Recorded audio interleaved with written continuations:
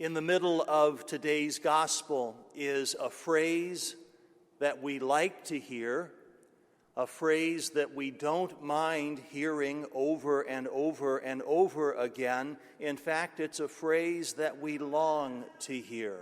Right in the middle of today's gospel is the phrase, I love you. Our Lord says, this I command you, love one another as I love you. Our Lord, of course, is speaking about a special kind of love, a love that is sharply distinguished from its imitation, that which seems to be but isn't, that which says the right words but doesn't mean a thing, that which promises everything but stands ready to deliver absolutely nothing, save only for heartbreak and disappointment. This distinction between true love and its imitation might be described as the distinction between love and love. The imitation is shallow, fickle, debilitating. True love, genuine love, is authentic. It is reliable. It is transforming. The imitation is self-centered and selfish. True love is proven in its willingness to sacrifice greatly for the sake of the other. Jesus teaches this in the gospel today. Greater love hath no one than to lay down his life for his friend. It is a lesson that he teaches in words, but above all, it is a lesson that he teaches in deeds. He goes to the cross. He stretches out his arms between heaven and earth to prove to us that he loves us and to show to us in a definitive way the depths of his love. If from time to time you might doubt that you are loved, look to the cross and see just how much he loves you.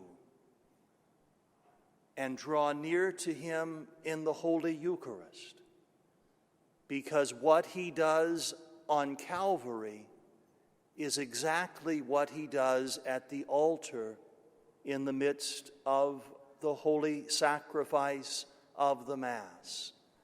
He gives his very body and his precious blood from the cross for us and for our salvation.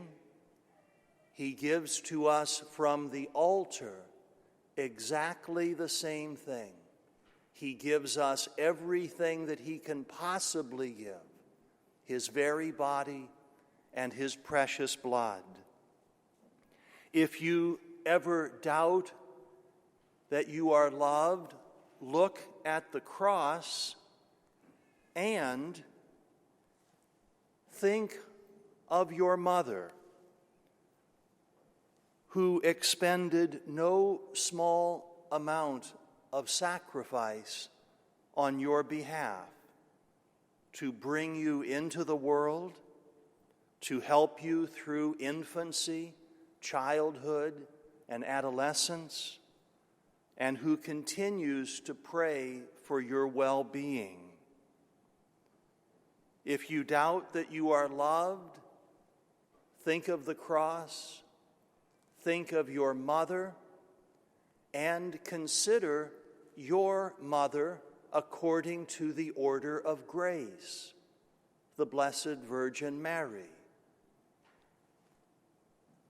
our Lord entrusted her to care for you, and he did so from the cross. As he looked down and he saw his blessed mother, he said to her, "Behold your son. Behold my beloved disciple, St. John the Apostle.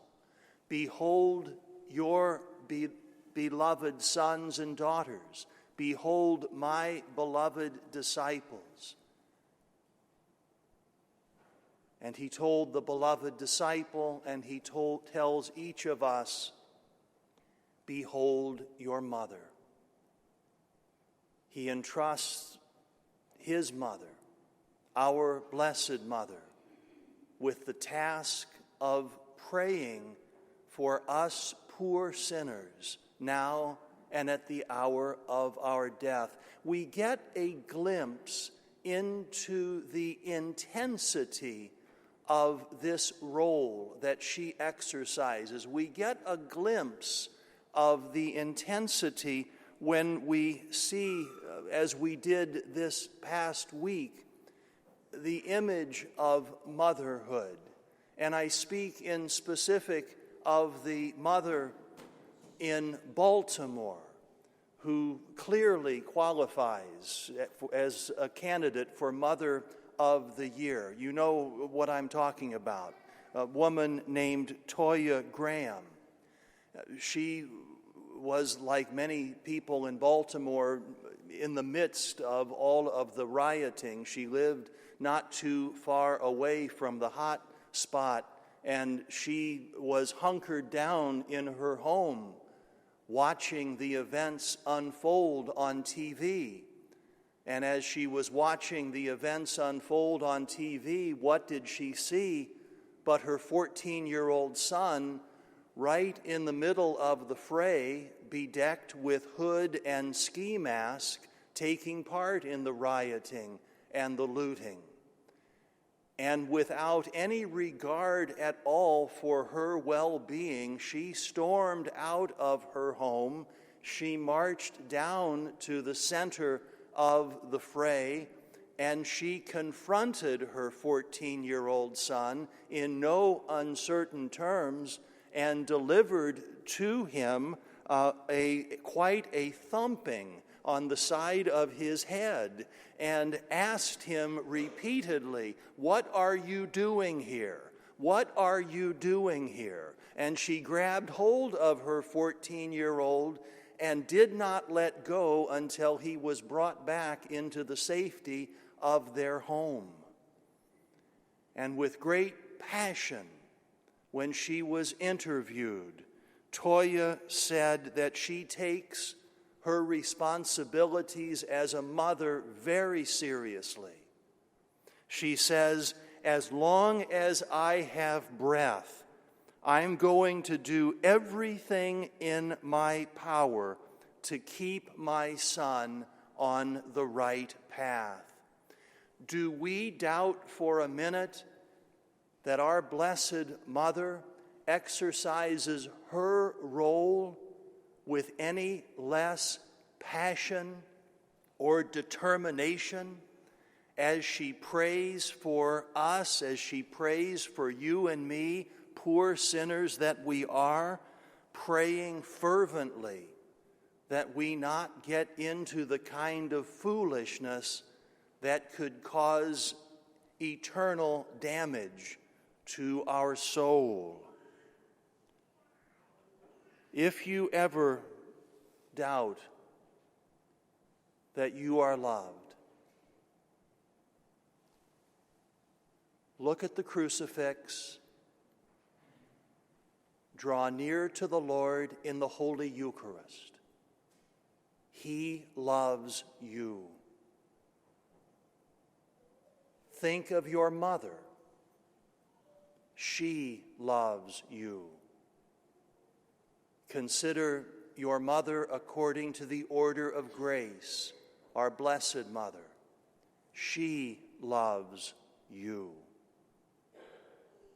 And while we're at it, I love you too.